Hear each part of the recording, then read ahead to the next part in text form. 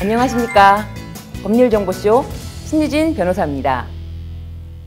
일전에 학교폭력 사안에 대해서 설명을 해드렸었는데요. 많은 분들이 추가적인 문의가 있으셔서 이번 시간은 그에 이어서 학교폭력 사안에 대해서 설명을 해드리려고 합니다. 학교폭력, 도대체 왜, 무엇이 고민일까요? 우선 사연을 남겨주신 분의 고민을 들어보도록 할게요. 우리 아이는 중학교 2학년 남학생 K군입니다.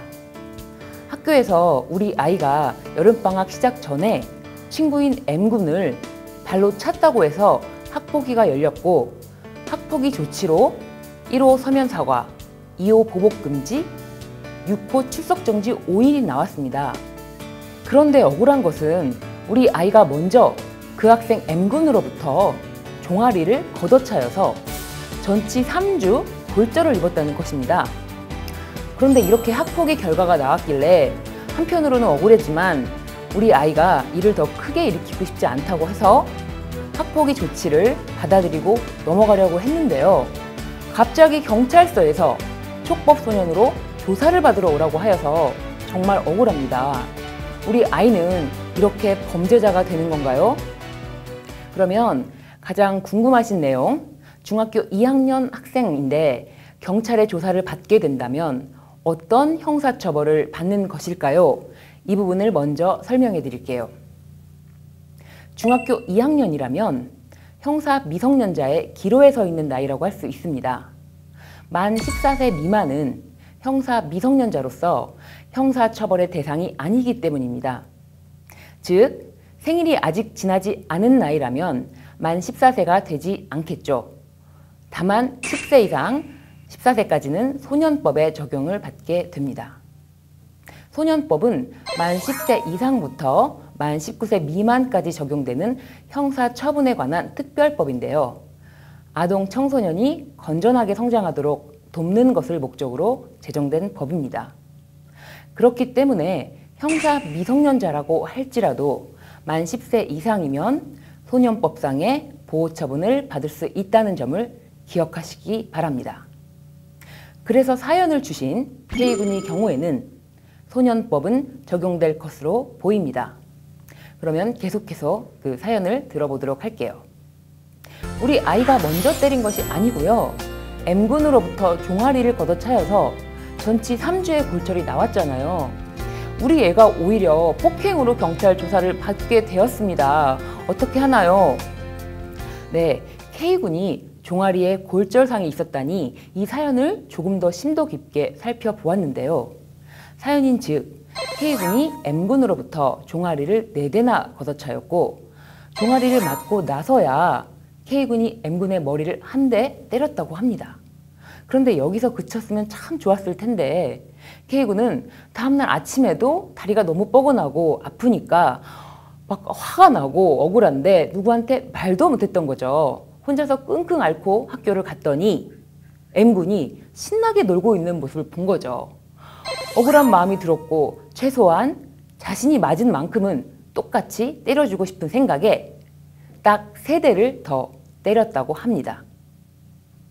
그런데 이때까지도 K군은 자신의 종아리에 골절상을 입었는지는 몰랐었는데요. 며칠이 지나도록 계속 아프길래 K군은 어머니께 넘어졌다고 말씀드리고 병원에 가서 진단을 해보니 종아리뼈가 골절되었다는 사실을 알게 된 것입니다. 그럼에도 K군은 M군을 학교폭력으로 신고하지는 않았고, 다만 학교에 K군도 다쳤다는 사실을 알리고 진단서를 제출하였다고 합니다. 그렇다면 K군과 M군이 쌍방폭행으로 서로 합의가 될 만도 했을 텐데요. 아마 K군의 종아리뼈가 골절된 사실은 학폭위에서 제대로 논의되지 않았고, 학교폭력으로 신고한 피해 학생 N군의 입장으로만 학폭위에서 사안 조사가 되면서 K군에게 1호, 2호, 6호 출석 정지 5일이 나왔다고 보여집니다. 문제는 아직 M군의 부모님이 이 상황을 정확하게 파악하시지 못한 것 같은데요.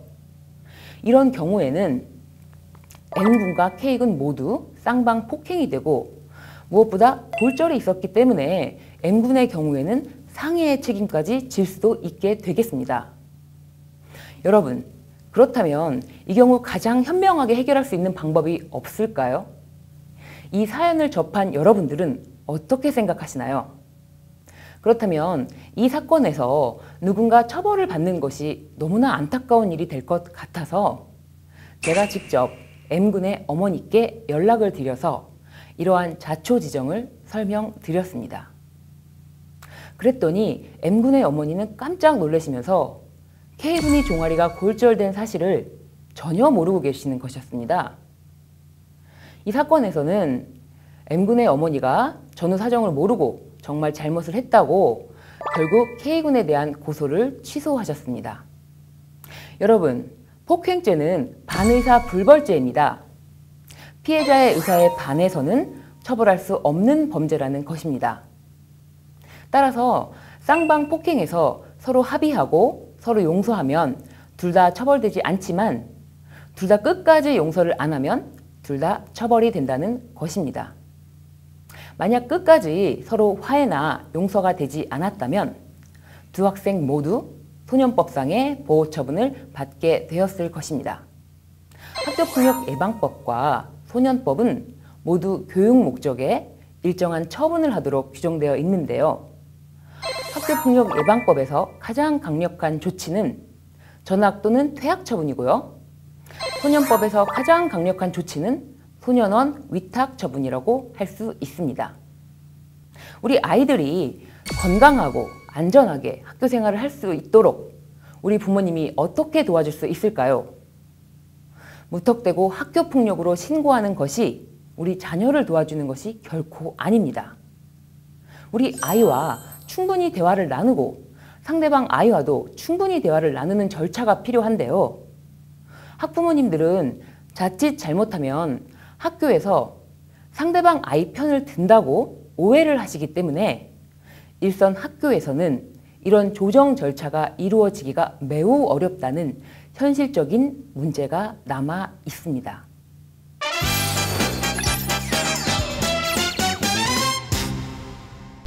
이번 주제, 우리 아이가 학교폭력으로 피해나 가해를 입은 경우의 키포인트.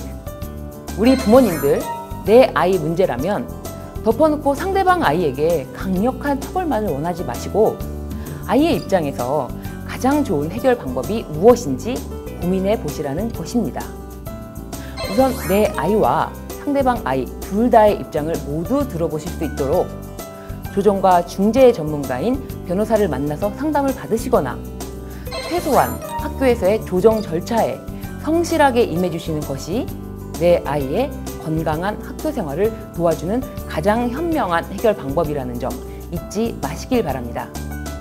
이상 우리 아이들이 안전하고 건강하게 학교 생활할 수 있도록 도와주실 때 꼭 필요한 학교폭력으로 인한 형사처분이 어떻게 되는지에 대한 내용을 전해드렸습니다. 지금까지 법률정보쇼 신유진 변호사였습니다. 감사합니다.